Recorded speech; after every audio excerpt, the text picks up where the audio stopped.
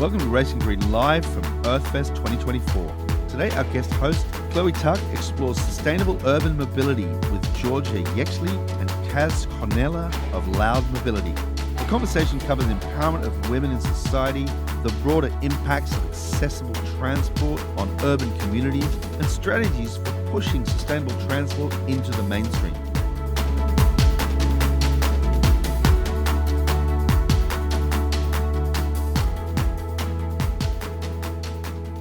Well, thank you all for joining us.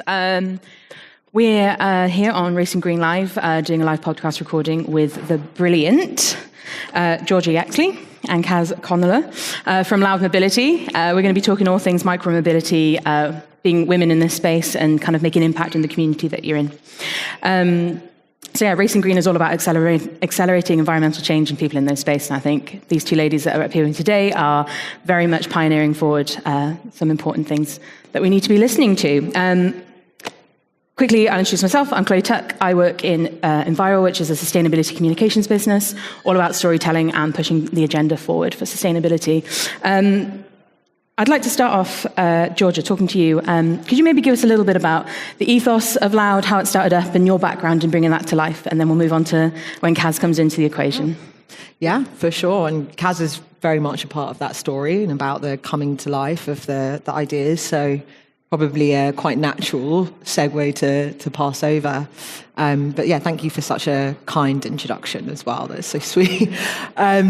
So yeah, I've been working in the transport and mobility space for about 7 years internationally. Kind of fell into it. I kind of had a journey of starting out in tech, in real kind of cloud computing kind of tech, and thought, well, I'm learning a lot. I like the fast pace, but I don't care at all about cloud computing.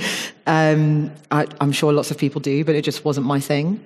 Then was like adding things in that I kind of felt passionate about. So then I started in travel tech and then started more sustainability focus and ended up, and this was while I was living in Beijing at the time, and I ended up coming across this little startup called Mobike, which was just starting out at the time in app-based bike sharing, and joined them really early stage on their international expansion team, helped launch the first overseas market in Singapore.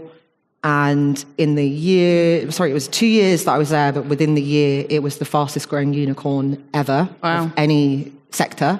Absolutely berserk growth. So you can imagine a lot of learnings, a lot of challenges, a lot of exciting things, but just an insane journey. That company then was acquired, went through an IPO, so it's just like this huge learning curve of just all these different stages of a business. And then I decided to move back to the UK with my partner. Joined the B Corp operator, Beryl, so started to, again, be a little bit more focused on the kind of community side, the social impact, my own personal values and building that in.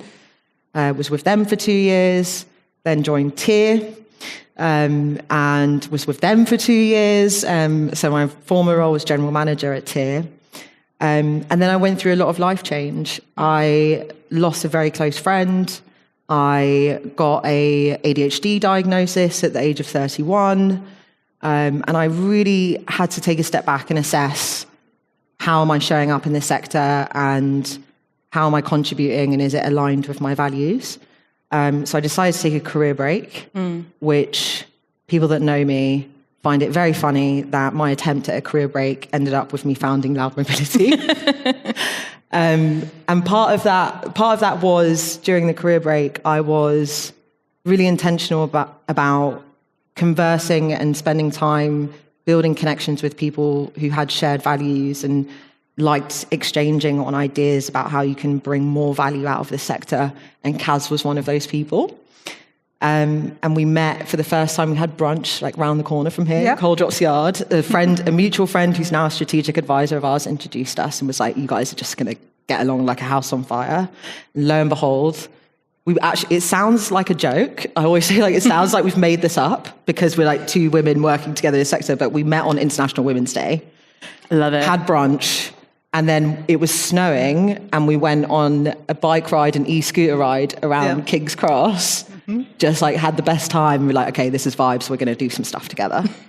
It was such a mental day. We were like, okay, the good things are going to happen here. Yeah. On our first meeting. You're fun, I'm fun, we've got great ideas, and we could definitely do some really cool stuff. So, yeah, I think that is probably the right time to bring in, let Caz take the mic, so to speak. Absolutely. That sounds like a very, rom-com style meeting of the founding of a business. I love it. It does sound made up, doesn't it? I mean, genuinely, that is what we met. I think it's the universe pulling you together there. So, Caz, how did you come to be involved with Loud Mobility? Yeah, so my background is slightly different, and I started out, I say in the cycle industry, but almost kind of like trying to push boundaries in the cycling industry. So I came into cycling about 16 years ago, and I wanted to cycle in London, and I just felt like there were so many barriers for me. My public transport route to work was an absolute nightmare, and I was like, surely like a bike would be a really good way for me to travel, but I have no idea how to cycle on the roads, and I'm completely petrified. I didn't drive at the time. I don't see anyone like me really cycling. I see a lot of people in high vis and lycra, kind of like hunched down, and like the whole image of cycling just doesn't appeal to me. However, like I still really want to do it. So it was this kind of combination of like inspiration of what cycling could be, but like massive frustration of not kind of feeling like it was an easy choice for me. But environmentally, it was something I felt passionate about. So I kind of overcame my barriers, started cycling in London, and just felt like there is so much potential to get more women cycling if we just talk about it in a different way, and if we move away from the sporty lycra image and we bring it into like modern culture and make it cool and make it stylish, because actually there's something about riding a bike that is really quite elegant and ladylike, and absolutely. All of this was just being completely lost, So that was my kind of beginnings. I worked in television beforehand, and it was just kind of one of those light bulb moments, or like, this is my mission, is to change the image of cycling and invite more women in.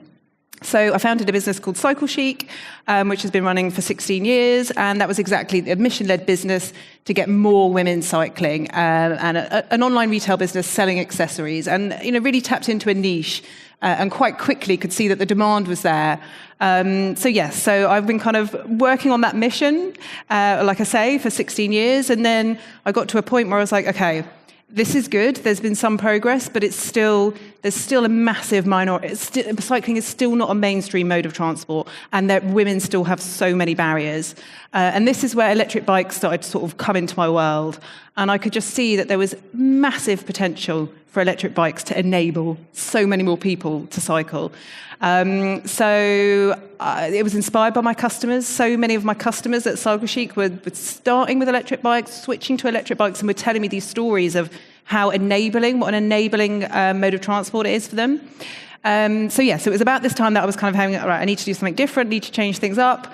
Georgia and I met for our crazy snow scoot e-bike round London, and we started brainstorming just ideas, and this is where the She's Electric campaign came from. We were kind of started talking about, okay, what about if we have a campaign that promotes the electric bike in a different way, promotes it to women, shows it as accessible, shows brilliant role models of women who are using electric bikes, and really tries to break down some of their kind of stilted images that we see around cycling, and the male-dominated picture that we often see around cycling. So Georgia and I kind of been like hashing out a plan, and then it became clear that we wanted to work together. So we kind of brought all the goodness and all the customer base and all the learnings from Cycle Chic into Loud Mobility. We're now business partners running Loud Mobility together, and She's Electric is our flagship campaign, which we're launching here at Earthfest. You fancy a little poot around on an electric bike? There's some outside of the main stage. A lot. And I think super important, there's an e-bike for everyone. There's a whole range. We have cargo bikes, recumbents, shared bikes, subscription models.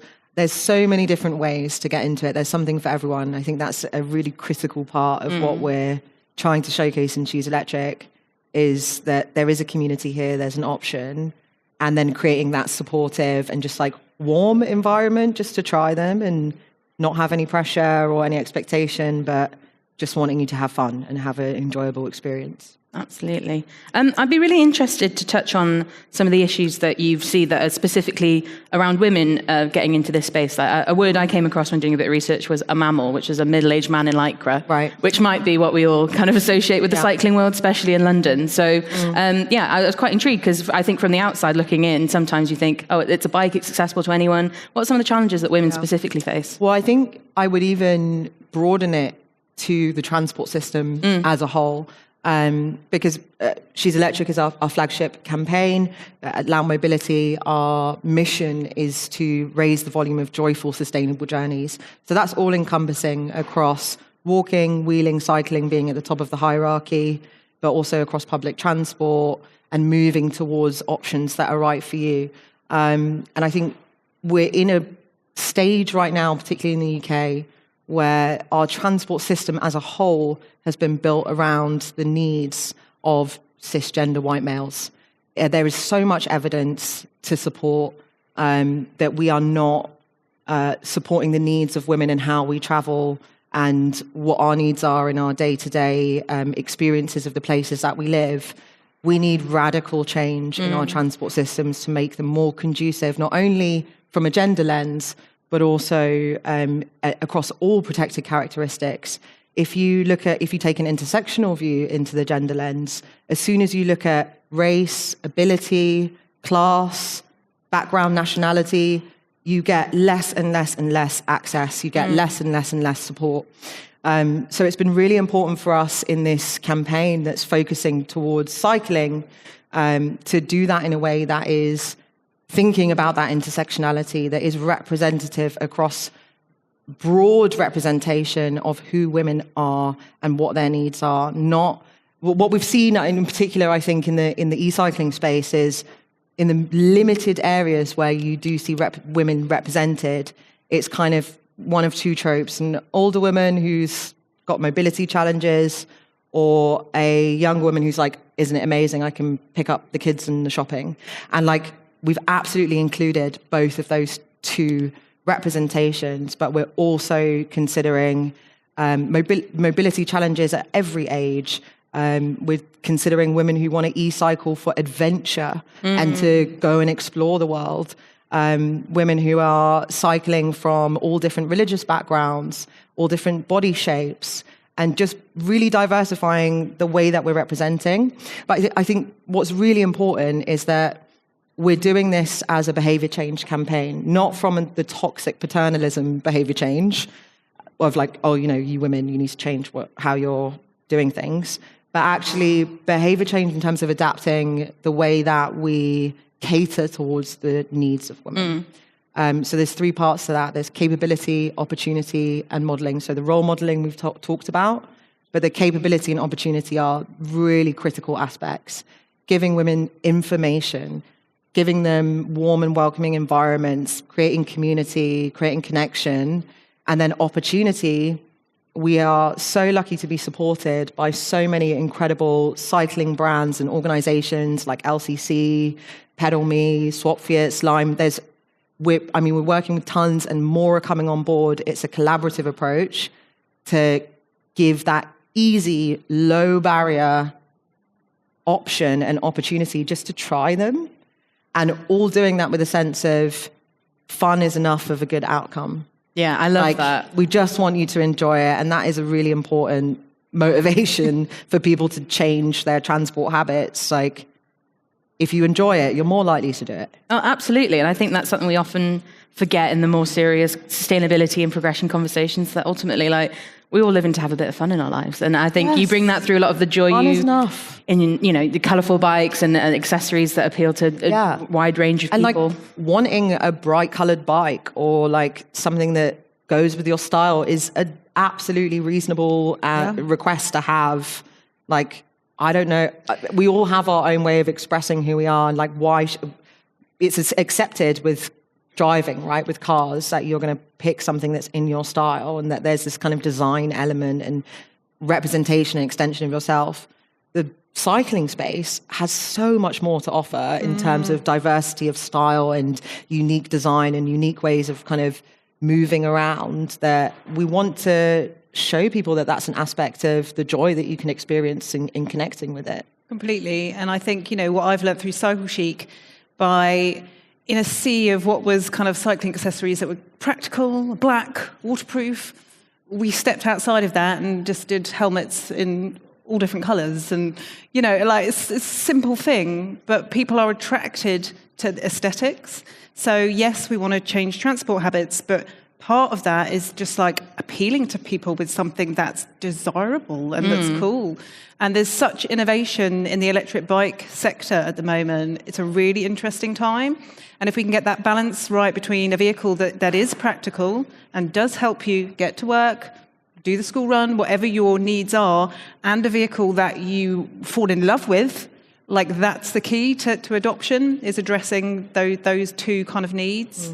Absolutely. And you touched on it, where a lot of the work you do is in collaboration with other people and cross-sector as well. So, it'd be great maybe if you want to talk about how you touch on those and collaborating with other people. Absolutely. I mean, the core principle of how we work at Loud, and this kind of goes back to that moment of assessment of how am I showing up in this space and what actually works to deliver benefits to people. And in fact, maybe broadening that out, our key metrics of success at Loud are people, places, planet, and play. So obviously we talked about the joyful element in play, but this is where we need to kind of see change happening. And throughout my career and the conversations we were having, we saw time and time again that where you have cross-sector collaboration on those bigger on the mission economy things that are about improving health outcomes, improving environmental impacts, and really changing the system and the transport system is our real vision. This requires cross-sector collaboration where everybody is a joint value creator and you have real trust and honesty about what you're aiming towards and the mission that you're trying to achieve. So we sit in that space of enabling more cross-sector collaboration. So we don't do anything alone. We work across, we've done projects with the likes of the Department for Transport and TfL. We're also working with amazing charitable organizations like World Bicycle Relief and Pedal My Wheels, and community organizations like LCC. And I think what's really important is we are not trying to replicate and kind of compete with people that are already doing these things well versus direct support and funding in the right direction. I think this is incredibly important, particularly around the grassroots and community side of the space. In transport as a whole, wildly underfunded, wildly undervalued. I think if you look at cycling in particular, and there's another research project that we're working on at the moment, you look at cycling in particular, a lot of local authorities, even national government, will be talking about we need to diversify who is cycling, we need to reach this term, hard to reach. Slowly that's getting put in the bin where it belongs, but under-supported, underfunded communities to get cycling and to get access to these sustainable forms of transport. Grassroots and community organizations are doing it incredibly well, but they're not receiving consistent funding, support, and recognition for the work that they're doing. So that's the area that we play, is how do we actually bring those two parts together, build the research, showcase the impact that they're having, create that pressure on how funding decisions are made, how policy is put forward. If you're talking about diversifying who is accessing sustainable transport in your region, then what the hell are you doing not talking about what the community organizations who are removing those barriers are doing? Why are you not mentioning their names? Why are you not funding them? Why is there not revenue funding available to deliver that? So that's the space that we're operating in, is bringing people together around the bigger mission and helping them navigate what is actually going to help us get the best output in terms of people, places, planet, and play. Brilliant. And not forgetting the play. Yeah, absolutely. And I think it's quite key that Georgia identified that there are so many organisations and companies doing great things, but there was no one holding that space for collaboration. And obviously in the work that Georgia's done, she had spotted that gap, So for us to be in a space where we can open a space and work. We have our own agendas, of course we do, but we want to bring people together to reach a joint mission. And I think that's really the gap that we saw that we want to absolutely fill. I think culturally and socially, and this is like maybe going too broad now, but culturally, socially, we have a big problem with like this polarization of topics. Totally. And at the moment, I think most of us can see how insane that is when we talk about transport right now. That there's an expectation that you have to be on this side or that side. No one can change their mind. No one can be figuring stuff out or somewhere in the middle. And what we're trying to do is create more room and space for building trust and having open conversations and learning new things and building that into our decision making, and not just being like, okay, are you for or against cars? Like we don't mess with that. We're not for or against cars. Cars are probably right for some people in some circumstance. They are a necessity for some people in some circumstance. However, we are not going to survive on this planet if we don't take radical action about how much space and time and just kind of support that we've created for cars over and above people. Yeah, that's such a key point, and I think that, like you said, it does spread beyond the conversation we're having today, and it's just really, really crucial to pin home in like all sustainability communication questions we're talking about. Yeah. Caz, your role as Director of Community and Culture, and one thing that's really coming through to me is that community is at the core of what you guys are doing and bringing people together, but you seem to practice a sense of like radical, a word that you just used, compassion in the work that you do. And I just wondered how you're working together to foster that in a business environment, because it can be sometimes tricky when your metrics, you still got to make money at the end of the day, you still got to please different objectives. Yeah, completely. And we're learning a lot, and like we're both quite flexible and fluid. So I think that's why we work well together, because we're prepared to take some risks and work out what works and be quite open to new ideas. So we're a social enterprise, so we're looking at different funding avenues, but also working with private businesses. But I think, very much so, like we concentrate on the core mission, and that's kind of very much at the heart of what we do. And then we without being too fixed on where our revenue comes from, we are just constantly looking out for the opportunities to how we make it financially viable. And yeah, we're a startup, and it's a learning curve for us. So it's definitely a bit of a juggle as to how we do that. But I think, we've both come from commercial backgrounds in what we've done. So we're trying to juxtapose the combination of our impact values versus our financial kind of necessities, I suppose. I mean, I definitely would say that we've been very candid about the way that we're building the business. We have considered financial sustainability as a core part of our sustainability as an organization from the outset. And we've been very transparent and outspoken about that, because we don't believe in people working unpaid. And when people ask us to do stuff for free, we tell them, sorry, I don't work for free. Yeah. And I don't expect anyone on my team to do that. And, we've been very kind of frank about where we stand on financial sustainability as a core part, and also paying people fairly and respectfully. And we've bootstrapped, but we've been profitable. In our first year, we had profitability. We haven't raised from VC intentionally. We've been really conscious about not diluting the mission through too quickly bringing on shareholder requirements and demands, which, of course, in the private sector, that is par for the course. So we've been very, very conscious about bootstrapping and building that financial sustainability into our models, and also building it into our principles.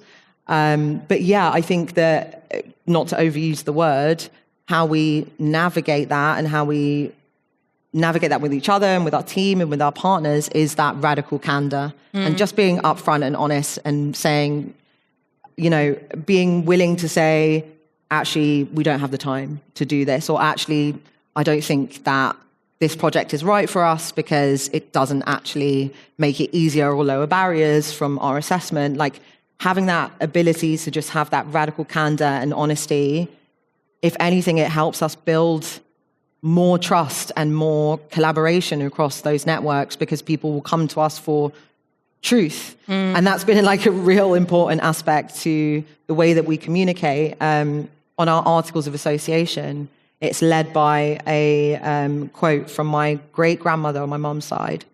And she used to say, she went by Sissy Nam. She used to say, if something must be heard, it must be said. And that's very connected to the concept of loud mobility. It's like that feeling of there was so much in the sustainable transport and mobility sector that we all knew, but no one seemed to be allowed to say. And so we're putting ourselves in a position of like, we're going to say it. We're going to say, oh, you know, when you're like huffing and puffing about, I don't know, shared bikes taking up space, like, have you heard about cars? You know, we're going to say the things that need to be heard because we're at a point now where we can't not say them anymore. And I think that is really working well for what the sector needs to support that cross-sector ability to just like put some of take the brand off your shoulder, take the organization, the bureaucracy, and be able to have the conversation about the things that actually need to be said.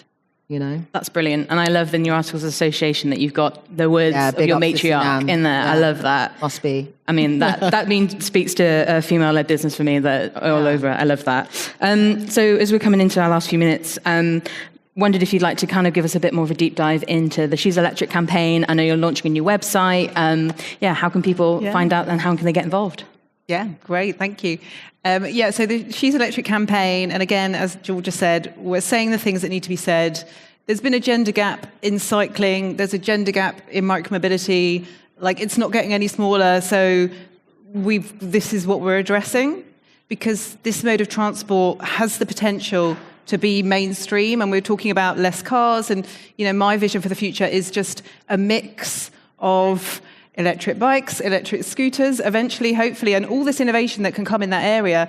Like, there's so much potential, but we can't carry on with this gender gap. So She's Electric is about addressing that. How do we make sure that women come along this journey to this whole new area of transport? So we're here today. We've taken over Stable Street. Lost my bearings, but somewhere over there.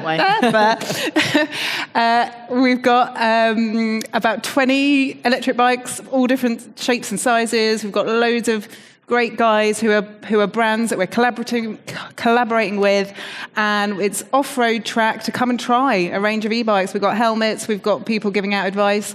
So really, this is totally at the heart of the behaviour change model of just getting people to come down and engage. You know, so we've run a few of these events in the past, and it's people who maybe have never even seen an electric bike before and just want to have a look, people who are curious and want to have a try, to people who are totally ready to go and want to try them and then decide which one they're buying. So that's really the engagement kind of experience that we want to promote.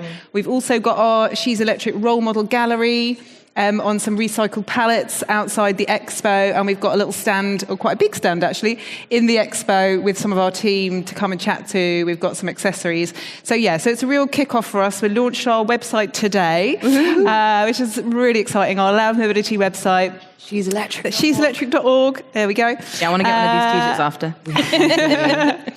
And again, we're just showcasing our role models and our partners and just trying to put forward a really inviting view of what an electric bike can be and what that can do for people as a mode of transport.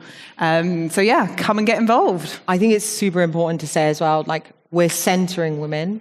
Everybody is welcome. Everybody who's comfortable in spaces that are centering the experiences of women, like, you are more than welcome. This is about creating a space that is showing that there is community there, that there are people to connect with, and that you can ask any question. We're not selling you anything. You know, you might get some opportunities for discounts for some of our partners, and they'd love it if you bought a bike or a helmet, but you don't have to. You can just come and try all of the e-bikes if you want to. Ask us a bunch of questions. Ask us about what color combinations they come in, anything is open. So it's just about, welcoming you to come and hang out with us, basically. Great. And if, for obviously this podcast has been recorded, people are listening to it outside of the event, and maybe they're not London-centric, is there any way We you are get not involved? London-centric. Although we're in London today, this is a national campaign. So there's a few ways that we're rolling it out nationally. We do have some upcoming events that we'll be announcing on the She's Electric website outside of London. We're also in discussions with quite a large number of local authorities all across the UK, as well as workplaces, housing associations, anywhere that has a responsibility towards enabling sustainable transport. We can bring this She's Electric activation there, and we very much plan to. So we're growing this. This is a really key kind of inaugural launch event for us. We've trialed it in some different settings, but now we really know what works, and the next step is about providing that opportunity to as many women as possible. Our ambition is to reach 1 million women this year. Amazing. Absolutely, I have no doubt that we're going to smash that target with some of the support that we've garnered so far. But that's our marker of if we can reach 1 million women with the opportunity, with the information, with the support, then that's going to be, an initial basis of success, and then on to the next million. Exactly. Brilliant. I love your passion, your enthusiasm, and I love that you're all fancy, colourful dresses too. It really brings to the party. It's also in our articles of association, must wear colourful clothes Must always all wear the time. Must always get that dopamine hit. It really works. I can absolutely get on board with that. And I look forward to seeing you guys in Cardiff, in my hometown. So come on down, come to Wales. All I have to say is thank you so much for your time today. It's brilliant to listen to you. I'm always so excited to talk to women doing amazing things in their space. So Likewise. thank you so much. Thank you, Chloe. Thank you, everyone. Thank you.